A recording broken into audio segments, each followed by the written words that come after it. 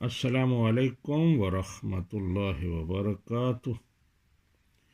جی احباب، میرے دوست ہیں محترم المقام محمد زمان صاحب، تو انہوں نے سوال بھیجا ہے کہ شیطان جنوں میں سے تھا یا فرشتوں میں سے تھا، یعنی فرشتہ ہے یا جن ہے۔ تو اس حوالے سے گزارش یہ ہے کہ شیطان جنوں میں سے ہے۔ یہ جو بعض لوگوں میں مشہور ہے کہ شیطان فرشتوں میں سے ہے، وہ ٹھیک نہیں ہے۔ قرآن پاک کی نص بتاتی ہے کہ شیطان جنوں میں سے ہے۔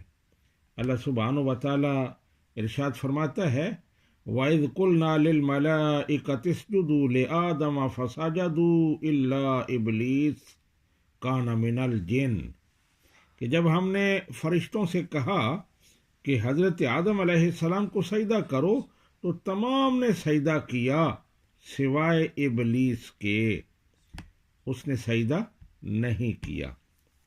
اور یہ بھی ہے کہ فرشتے جو ہیں وہ اللہ سبحانہ و تعالیٰ کی اطاعت گزار مخلوق ہیں، ان کے اندر نافرمانی کی مجال ہی نہیں ہے، معصیت کا مادہ ہی ان کے اندر نہیں ہے۔ تو اگر شیطان فرشتوں میں سے ہوتا تو وہ کبھی بھی نافرمانی نہ کرتا، کبھی بھی سرکشی نہ کرتا۔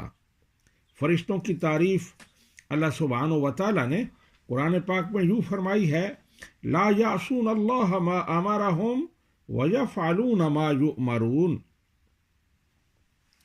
کہ فرشتے اللہ سبحانہ و تعالیٰ کے حکم کی نافرمانی نہیں کرتے، بلکہ انہیں جو حکم دیا جاتا ہے وہ من و ان اسے بجا لاتے ہیں اور پوری طرح اس پر عمل کرتے ہیں۔